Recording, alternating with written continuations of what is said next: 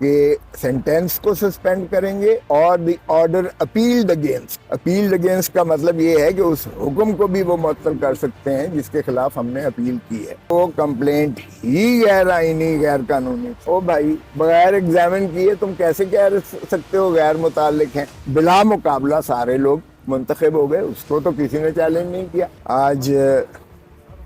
جو فیصلہ محفوظ کیا تھا, پہلے ہم نے درخواست دی تھی کہ ہمیں انہوں نے اسی سزا کے پاداش میں جس کو آپ نے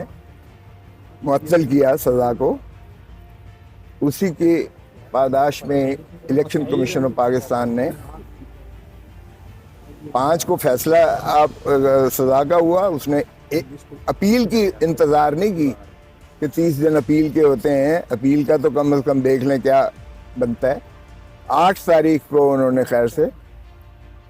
اس بنا پر 5 سال کے لیے نااہلی الیکشن میں کر دی. ہم نے اس دن بھی کہا تھا یہاں ہائی کورٹ کی ڈویژن بینچ کو کہ جناب صرف سزا کو معطل نہ کریں, کنوکشن کو بھی معطل کریں. اور چونکہ 426 کی لینگویج بڑی کلیئر ہے کہ سینٹینس کو سسپینڈ کریں گے اور دی آرڈر اپیلڈ اگینسٹ کا مطلب یہ ہے کہ اس حکم کو بھی وہ معطل کر سکتے ہیں جس کے خلاف ہم نے اپیل کی ہے. اور چونکہ اپیل میں آپ نے دیکھا تھا کہ دلائل ہمارے یہ تھے کہ جس شخص نے استغاثہ کیا اس کو اختیار ہی نہیں تھا سرے سے. ڈسٹرکٹ الیکشن کمشنر اسلام آباد کو اختیار ہی نہیں تھا, یہ الیکشن کمیشن آف پاکستان کا تھا یا وہ جسے ڈیلیگیٹ کرتا. اور الیکشن کمیشن نے کبھی بھی ڈسٹرکٹ الیکشن کمشنر اسلام آباد کو کبھی بھی تفویض نہیں کیے تھے اپنے اختیارات. اس لیے وہ کمپلینٹ ہی غیر آئینی غیر قانونی تھی. دوسری بات یہ ہے کہ جن ایڈیشنل سیشن جج ماشاءاللہ دلاور صاحب, بڑا ان کا لندن میں انہوں نے خیر مقدم کیا پاکستانیوں نے, وہاں جو ان کی بے عزت افزائی ہوئی وہاں آپ سب نے دیکھی, تو انہوں نے ان کو اختیار سماعت ہی نہیں تھا کیس کا, کیونکہ یہ دفعہ 190 ضابطہ فوجداری کے تحت اور 193 ضابطہ فوجداری کے تحت یہ میجسٹریٹ کے پاس اس طرح سا دائر ہوتا, اور میجسٹریٹ اس کو دیکھنے, جانچنے, پرکھنے اور اس کو احاطہ کرنے کے بعد ہی یہ فیصلہ کرتا اور بھیجتا اگر سیشن عدالت کے لیے قابل سماعت ہے. ہمارا جو ہے, اور پھر جو ہے الیکشن ایکٹ کے تحت ہی یہ جو ایسی درخواست ہے جس میں آپ نے ڈکلریشنز دیے ہوں اور ڈکلریشن میں کوئی ایسا تضاد ہو یا غلطی ہو یا اومیشن ہو یا جو بھی ہو, تو وہ بھی میعاد ایک متعین ہے, اس میعاد کے اندر کر سکتے ہو آپ. اور یہ فسکل پروویژنز جو ہوتے ہیں ان کو سٹریچ نہیں کیا جا سکتا, ان کو پھیلایا نہیں جا سکتا, ان میں توسیع نہیں کی جا سکتی ہے میعاد کی. اور یہ تو کئی سالوں کے بعد میرے خلاف جو ہے عمران خان کے خلاف جو ہے یہ کمپلینٹ کی گئی. کمپلینٹ جورسڈکشنل انکیپیسٹی تھی, نہ صرف دائر کرنے والے کی, نہ صرف میعاد کی بنیاد پر, بلکہ جس ایڈیشنل سیشن جج دلاور نے سماعت کی اس کو بھی سر سے اختیار نہیں تھا. اور یہ فیصلہ جو ہے اسی بنیاد پر کالعدم متصور ہو جاتا ہے. باقی چیزیں تو میرٹ کی تو ایک طرف رکھیں نا, کہ ہمیں بار بار انہوں نے درخواستیں خارج کی, بار بار عدالت عالیہ نے پھر انہی کے پاس بھیجا, ان کا ایک اکاؤنٹ نکلا اور اس میں اس نے جو کچھ کیا ہوا تھا عمران خان کے بارے میں وہ اس کو دکھایا گیا. اس نے کہا ہاں یہ ہے تو میرا, لیکن یہ میں نے نہیں کی اس پہ. اور جب ایف آئی اے کو ریفر کیا تو ایف آئی اے نے ان کو اس کو کلین سلیٹ, کلین چٹ دے کر, یعنی اریز کر کے, فارغ صاف کر کے اس کو کہا کہ ہے ہی نہیں. اور وکیل ہمارے پیشیاں بھگتتے رہے, خواجہ حارث کو بھی بلایا گیا اس کیس میں, اور اس کے بعد کسی ایک پیشی پر دلاور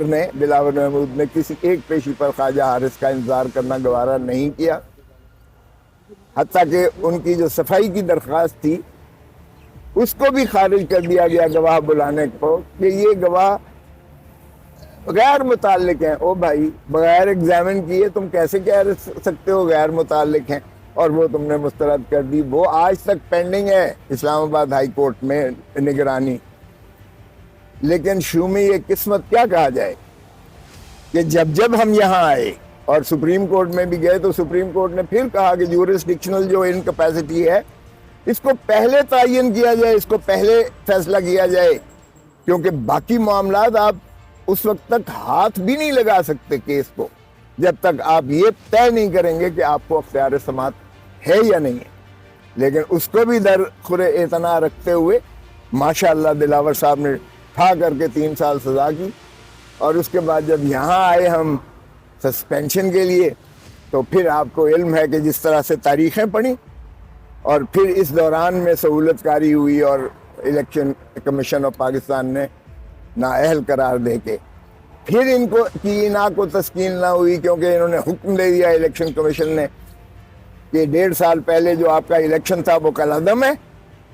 آج تک کسی سیاسی جماعت کا جتنی ہے منگوا لیں ذرا، سارے بلا مقابلہ ہوتے ہیں اور سارے ایک ہی دن میں ایک ہی وقت میں ہوتے ہیں۔ میں خود سیکرٹری جنرل رہا ہوں، میں نے بھی جاوید وینس کو چیف الیکشن کمیشنر بنایا تھا، آج کل وہ ایڈیشنل اٹارنی جنرل ہیں، اور ان کی جانب سے خطوط لکھے گئے صوبوں کو، اپنی صوبائی تنظیموں کو، اور اس میں ایک ہی نام آیا بلاول چیئرمین، ایک ہی نام آیا لطیف کھوسہ سیکرٹری جنرل، ایک ہی نام آیا قمر زمان قاہرہ انفارمیشن سیکرٹری، اور امجد ٹریئرر کا، اور ہم بلا مقابلہ سارے لوگ منتخب ہو گئے، اس کو تو کسی نے چیلنج نہیں کیا۔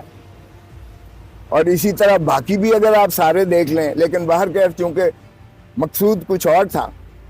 تو وہ الیکشن کالعدم کر کے حکم دیا گیا کہ 20 دنوں کے اندر آپ دوبارہ الیکشن کروائیں گے۔